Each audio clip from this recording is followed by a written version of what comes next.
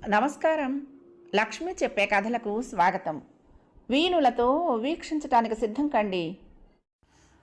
ప్రియ సఖులు, ఇప్పుడు మనం ప్రముఖ రచయిత్రి శ్రీమతి పూర్ణిమ పెమ్మరాజు గారు రచించిన నాలో ఉన్న నేను అనే ఒక చక్కటి కథను విందామండి. ఈ కథ 2025లో ఉషా పక్షపత్రికలో దీపావళి సంచికలో ప్రచురింపబడింది. ఇక కథ మొదలు పెట్టేస్తున్నానండి. తాత తాత 8 ఏళ్ల నా చిన్న మనవడు తన చేతులతో కుదుపుతున్నాడు. ఎన్నో ఎదురుచూపుల తర్వాత 4 మనవరాళ్ళ తర్వాత పుట్టిన నా వంశోద్ధారకుడు. వాడు పీలిస్తే విదేశాల్లో ఉన్న పరిగెత్తుకొచ్చే నేను ఈరోజు వాడు ఎంత పీలుస్తున్నా కళ్ళు తెరిచి చూడలేకపోతున్నానేమిటి? కనురెప్ప ఎత్తటానికి నా శాయశక్తులు కూడగట్టుకుని ప్రయత్నించాను, కానీ తెరవలేకపోతున్నాను. నా నిస్సహాయతకు ఏడుపు వస్తోంది, కానీ కన్నీటి చుక్క కూడా బయటకు చార్చలేనంత అసహాయత ఉంటుందా? నేనెప్పుడు ఊహించలేదు. సిజ్జు, ఇక్కడికి వచ్చేయి. తాతని డిస్టర్బ్ చేయకూడదని చెప్పాను కదా, ఎందుకు వచ్చావు ఇక్కడికి? చిన్న కోడలొచ్చి కసిరింది కొడుకుని. మమ్మీ, తాత పిలిస్తే లేవట్లేదే, ఎందుకు అడిగాడు. తాతకి ఒంట్లో బాగాలేదు కదా, నువ్వు మాట్లాడేది వినపడదు, పడుకున్నారుగా, లేపకూడదు. బలవంతంగా లాక్కెళ్ళింది నా మనవణ్ణి. నాకు తెలుసు తన సంగతి. తనకి నా మీద కోపం. 2 ఆడపిల్లల తర్వాత ఆపేస్తా అంటే మనవడు కావాలి అని ఫోర్సు చేశా అని. ఆ కోపం మనసులో పెట్టుకునే వాడిని నా దగ్గర నుంచి లాక్కెళ్ళింది. వాడు నా పక్కనే ఉంటే ఎలాగో అలా శక్తి కూడగట్టుకుని కళ్ళు తెరిచేవాడినేమో. అవన్నీ వదిలేయి, నీ టైం అవుతోంది, వెళ్ళాలి పద. లోపల్లోంచి ఎవరు చెప్తున్నారు నాకు? నేను వదలను, నేను రాను. నా కుటుంబం, నా ఇల్లు, నా ఆస్తి అంతా వదిలి నేను ఎక్కడికి వెళ్తాను? ఇప్పటిదాకా జీవితం అంతా ఈ ఆస్తి సంపాదించటానికి, నా వారసుల్ని సెటిల్ చేయటానికే సరిపోయింది. ఇప్పుడే కదా నేను కాస్త రిలాక్స్ అవుదామని ఆలోచిస్తున్నా. నేను సంపాదించింది నేను అనుభవించనే లేదు. ఎంతో ముచ్చటపడి కట్టించిన ఈ లంకంత ఇంట్లో పట్టుమని 10 రోజులు కూడా వరుసగా ఉన్నది లేదు. ఎప్పుడూ బిజినెస్ పనుల మీద తిరుగుతూనే ఉన్నాను ప్రపంచమంతా. 2 కొడుకులు, 2 కూతుళ్ళు, వాళ్ళ కుటుంబాలు అంతా కలిసి ఉండేలా ఇంత ఇల్లు కట్టించాను, కానీ ఇంతవరకు మొత్తం కుటుంబం కలిసి ఉన్నది లేదు. పోయిన నెల 75వ పుట్టినరోజే కదా అనుకున్నాను. ఇంకా ఈ వర్క్ కాస్త తగ్గించి ఫ్యామిలీతో గడపాలి అని. నా భార్య ఎప్పటి నుంచో అడుగుతున్న పుణ్యక్షేత్రాలన్నీ వెళ్ళి రావాలని అనుకున్నది. ఈలోపే వెళ్దాం పదా అంటే, ఆహా కుదరదు, నేను రాను. నేను పోరాడుతూనే ఉన్నాను. పల్సు వీక్ అవుతోంది అంటున్నది నా తమ్ముడు కొడుకు, డాక్టర్ వాడు. ఇంకా ఇంట్లో ఉండటం మంచిది కాదు, బయటికి తీసుకువెళ్ళటం బెటర్ ఏమో. ఎవడంటున్నాడు ఈ మాట? నా తమ్ముడి గొంతది. వాడి కొడుకు ఏదో చెప్తే మాత్రం నా ఇంట్లో నుంచి నన్ను బయట పెట్టమంటాడా? ఎంత ధైర్యం వాడికి! నా చిన్న కూతురు వాడు ఒకేసారి మెడికల్ ఎంట్రన్స్ రాశారు. దానికి సీట్ రాలేదు, వీడికి వచ్చింది. డొనేషన్ కట్టి జాయిన్ చేసి ఉండాల్సింది నా కూతురునప్పుడు. ఆడపిల్ల చదువుకి అంత ఖర్చు ఎందుకులే అని అప్పట్లో వదిలేశాను. ఇప్పుడు అనిపిస్తోంది నా ఇంట్లో నుంచి ఒక డాక్టర్ ఉండాల్సింది. అంతా వీడికే తెలిసినట్లు వీడు చెప్పటం, వెనక వీళ్ళ నాన్న వంత పాడటం. ఏమిటి అందరూ నన్ను ఎక్కడికి తీసుకువెళ్తున్నారు? నా మంచం మీద నుంచి నన్ను దింపుతున్నారు. నాకెంతో ఇష్టమైన నా మంచం మలేషియా నుంచి తెప్పించాను, ప్రత్యేకంగా ఆర్డర్ చేయించి. ఇక్కడి నుంచి ఎక్కడికి తీసుకువెళ్తున్నారు? అదేమిటి, నేల మీద చాప వేసి కారు షెడ్లో పడుకోబెడతారా నన్ను? తన కొడుకు చదువుకు సాయం చేయమంటే చేయలేదని తమ్ముడికి నా మీద కోపం ఉండి ఇలా చెయ్యమని చెప్తే మాత్రం నా భార్య పిల్లలు నన్ను ఇలా కారు షెడ్లో పడుకోబెడతారా? భగవంతుడా, ఒక్కసారి కళ్ళు తెరవని, ఒక్కసారి నన్ను మాట్లాడనివ్వని. అయ్యో, ఎంత గింజుకుంటున్నా నా రెప్ప కూడా కదలటం లేదు. ఇవన్నీ నీకు అనవసరం, రా వెళ్దాం. ఏదో బలమైన శక్తి గుంజుతోంది. నాకెలా అనవసరం? నో, నేను రాను. నా పోరాటం నేను సాగిస్తున్నాను. ఎలా ఉంది నాన్నగారికి ఇక్కడ పెట్టారు? మా పక్కింటి తమిళియన్ గొంతు. వీడికెందుకు, నాకెలా ఉంటే? వాడికి లోపల హ్యాపీగానే ఉంటుంది, నాకు తెలుసు. మా మామిడి చెట్టు కొమ్మ వాడి ఇంటి వైపు కొంత వాలుతుంది. అటు పడ్డ మామిడికాయలన్నీ వాడే తీసేసుకుంటాడు. నా భార్య చూసి కూడా ఊరుకుంటుంది, ఏమీ అనదు. తీసుకుంటే తీసుకొనివ్వండి, మనం మాత్రం ఎన్ని తింటాం అంటుంది. నేనొకసారి చూసినప్పుడు గట్టిగా తగు వేసుకుని వార్నింగ్ ఇచ్చాను, మా కాయలు ముట్టుకుంటే కుదరదని. అప్పటినుంచి వాడు నాతో మాట్లాడడు. ఇప్పుడు కావాలనే వచ్చాడు, నాకు తెలుసు. లోపల లోపల సంతోషిస్తూ ఉంటాడు. అందరూ ఇక్కడే ఉన్నారు, కానీ నా పెద్ద కొడుకు ఇంకా రాలేదే. వస్తాడా రాడా? ఆస్తి పంపకాలలో చిన్నవాడికి ఎక్కువ రాశా అని అలిగాడా? మరి వీడు నాకు వారసునిచ్చాడు. నా మనవడికి నా పేరు ముందుకు తీసుకువెళ్లేవాడికి వాటా ఎక్కువ ఇవ్వాలిగా. అయినా వాడికి చిలక్క చెప్పినట్లు చెప్పాను, మగపిల్లాడు పుట్టాలిరా, మళ్ళీ ట్రై చెయ్యి అని. నాకెవరైనా సమానమే, నా కూతుళ్లే చాలు నాకు అన్నాడు. నాకు సమానమే, నా కొడుకులు కూతుళ్ళు, కానీ కొడుకులే కొంచెం ఎక్కువ సమానం. ఆ విషయం అర్థం చేసుకోలేదు వాడు. కళ్ళు విప్పుదామని మళ్ళీ ప్రయత్నించాను, లేదా వేలు కదుపుదామని. ఊహు, కుదరటం లేదు. బలమైన శక్తి లాగుతోంది నన్ను. నేను పెనుగులాడుతున్నాను, కానీ ఇంకా ప్రతిఘటించలేకపోతున్నా. ఏమిటి, నేను చచ్చిపోతున్నానా? ఆహా, లేదు, నేను చావను. నేను, నా కుటుంబం, నా ఇల్లు, నా బిజినెస్ ఇవన్నీ వదిలేసి నేను ఉండలేను. నేను రాను, రాలేను. ఆహా, రాను, రాను. సడన్గా నేను లాగేయబడ్డాను. సెకండ్లో 1000 వంతు కూడా కాదేమో నేను బయటకు వచ్చేశాను. ఒక్కసారిగా శాంతి. ఇంతవరకు ఉన్న ఆవేదన, దుఃఖం, కోపం ఏమీ లేవిప్పుడు. ఎంత ప్రశాంతంగా ఉందో. నాకు అందరూ కనిపిస్తూనే ఉన్నారు, అక్కడ ఉన్న నా సేవంతో సహా. అందరూ ఏడుస్తున్నారు. చిత్రంగా క్షణం క్రితం వరకు నాలో వాళ్ళని చూస్తే ఉన్న ప్రేమ కానీ, కోపం కానీ, చిరాకు కానీ ఏమీ లేవు.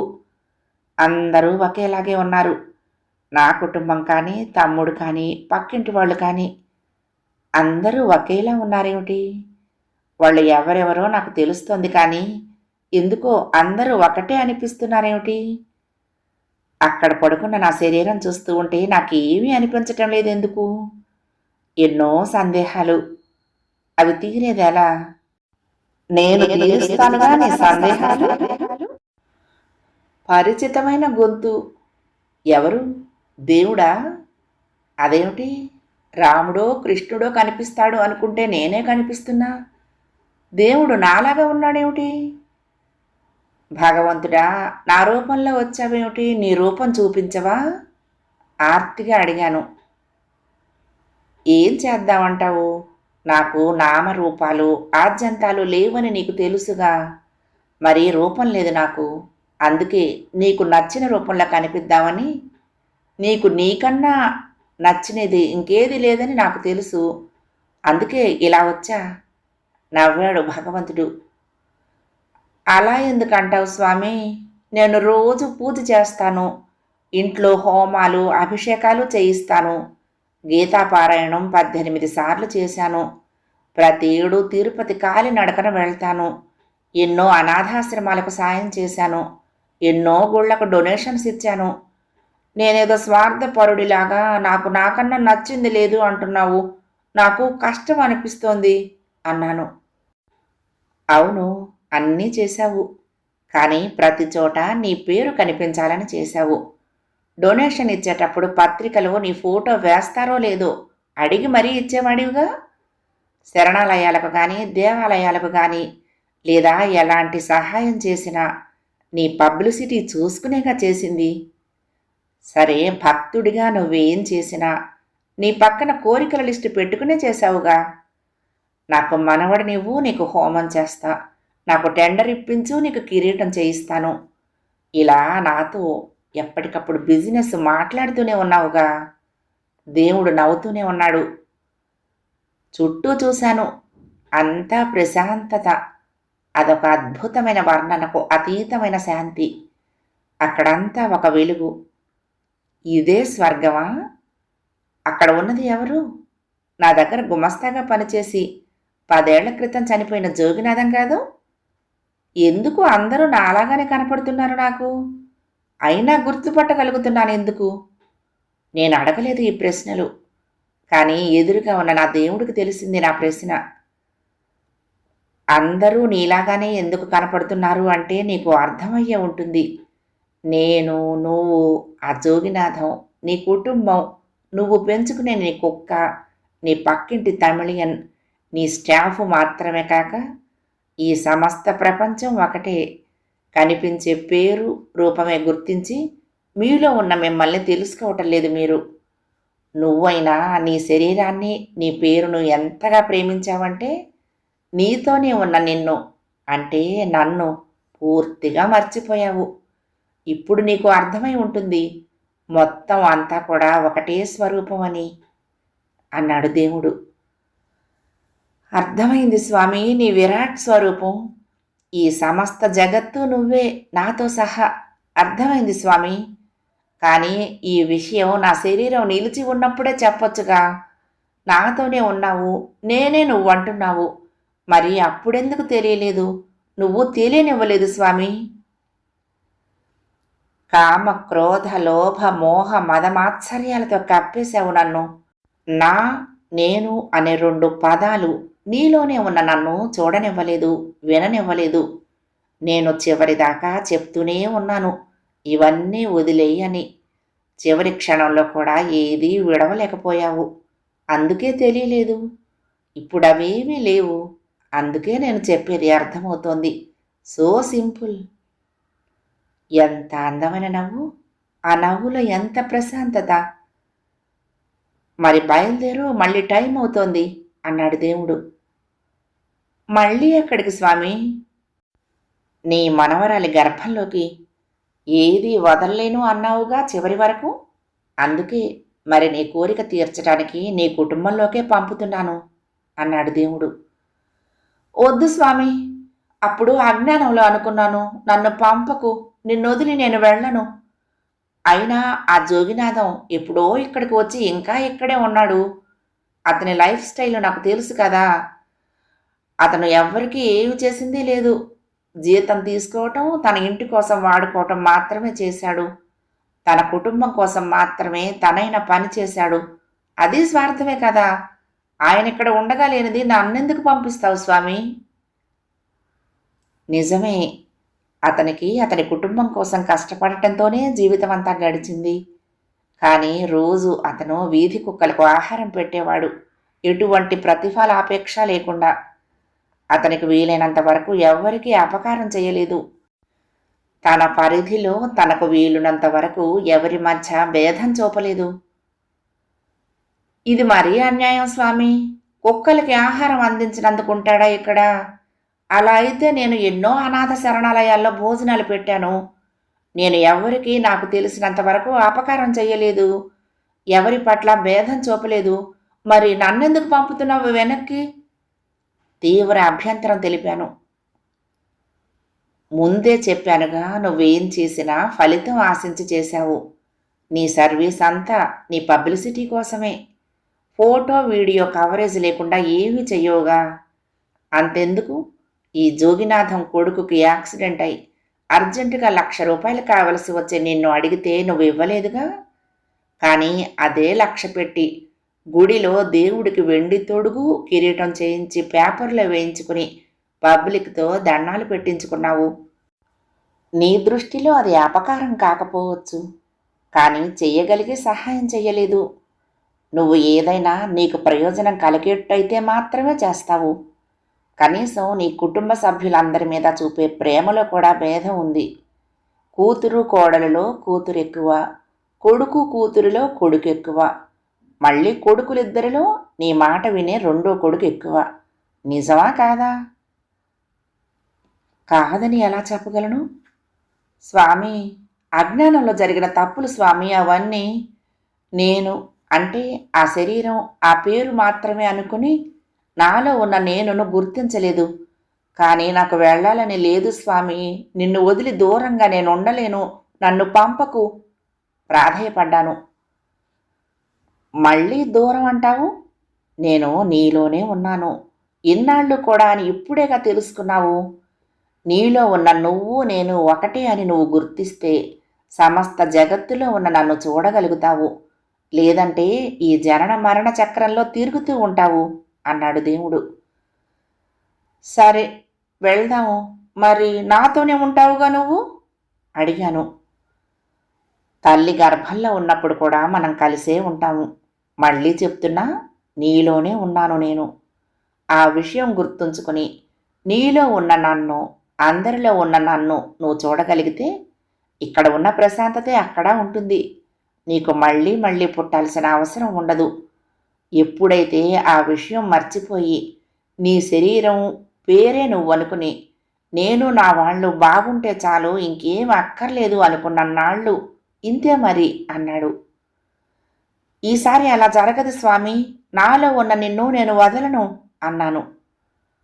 అది చూద్దాం మనోహరంగా నవ్వాడు దేవుడు. ఎలా అనిపిస్తోంది లోపల? అప్పటికి గర్భంలోకి వచ్చి 8 నెలలు నిండాయి. చాలా బాగుంది స్వామి, నువ్వెప్పుడు నాతోనే ఉన్నావు. మనం మాట్లాడుకుంటూనే ఉన్నాం ఇన్ని నెలలు, అందుకే ఇంత బాగుంది. నేను నిన్ను వింటూనే ఉన్నాను. ఈసారి చూసావా మారిపోలేదు అన్నాను. ఆ చూద్దాం. అదే మనోహరమైన నవ్వు. నువ్వు బయటికి వెళ్ళే టైం వస్తుంది మరి అన్నాడు దేవుడు. మరి బయట వాళ్ళేదో ముహూర్తం పెట్టి రేపు బయటికి తీస్తామంటున్నారుగా, ఇప్పుడెలా వెళ్తాము అడిగాను. జననం మరణం రెండూ ఎవ్వరూ శాసించలేరు. శాసించగలమని అనుకుంటారు, అలా మంచి ముహూర్తం పెట్టి పుట్టిద్దామని. కానీ ఏది ఎలా ఎప్పుడు జరగాలో అలానే జరుగుతుంది. పద వెళ్దాం. మరి నన్ను వదలకూడదు స్వామి. నేను నిన్ను వదలను, కానీ వదలను అని నీకు గుర్తుండాలిగా. ఎప్పటిలాగే మర్చిపోతావేమో. లేదు స్వామి, ఈసారి అలా జరగదు దృఢ విశ్వాసంతో చెప్పాను. చూద్దాం. మళ్ళీ అదే అందమైన నవ్వు. అనుకోకుండా నొప్పులు వచ్చేసరికి అమ్మ ఎంత కష్టపడుతుందో కదా నన్ను ప్రసవించడానికి విచారంగా అన్నాను. నీకు కష్టమేగా బయటకు వెళ్ళటం, నువ్వు ఇబ్బంది పడాల్సిందే సానుభూతిగా అన్నాడు దేవుడు. నాతో నువ్వు ఉన్నావుగా స్వామి, నాకేం కష్టం అన్నాను. మంచిదే, ఇప్పటికి గుర్తున్నాను. పద వెళ్దాం మరి. భగవంతుడిది అదే నవ్వు. సడన్ నొప్పులొచ్చి కంగారు పెట్టింది, కానీ బాగుందమ్మా నీ పాప. బయటికి వచ్చిన నన్ను చూసి డాక్టర్, నర్సు అందరి ముఖాల్లోకి నవ్వు వచ్చింది. అంటే ఈసారి నేను అమ్మాయికి పుట్టానా? పాప చాలా ముద్దుగా ఉంది మేడం, అంతా మీ పోలికే అమ్మకు చెప్తోంది సిస్టర్. అవునా, అంత బాగున్నానా నేను? గర్వంగా అనిపించింది. అదే అదే వద్దు, అలా నేను అనుకోవద్దు. ఎవరది అలా చెప్పేది? మా అమ్మేది? నన్ను విడిగా ఉయ్యాల్లో ఎందుకు వేశారు? మా అమ్మకి ఇవ్వండి నన్ను, నేను ఒంటరిగా ఎలా ఉంటాను? నేనున్నానుగా నీతో, ఎందుకు భయపడుతున్నావు? నీతోనే ఉన్నా చూడు. నాకు చిరపరిచితమైన స్వరం. ఆహా వద్దు, నాకు మా అమ్మే కావాలి, నన్ను మా అమ్మకి ఇవ్వండి. గట్టిగా ఏడవటం మొదలుపెట్టాను. అది మనోహరమైన నవ్వు. తర్వాత నాలో ఉన్న నేను వినిపించటం మానేసింది. నన్ను మా అమ్మ దగ్గర పడుకోబెట్టారు. పంతం తీరని నేను తృప్తిగా నిద్రపోయాను. కథ సమాప్తం. ప్రియ సఖులు, ఈ కథ మీకు నచ్చితే తప్పకుండా లైక్ చేయండి, షేర్ చేయండి, కామెంట్ చేయండి, సబ్స్క్రైబ్ చేసుకుని నన్ను ఎంకరేజ్ చేయండి. ఉంటానండి. ప్రేమతో లక్ష్మి, కృష్ణాతీరం దుర్గమ్మ సన్నిధానం. నమస్తే.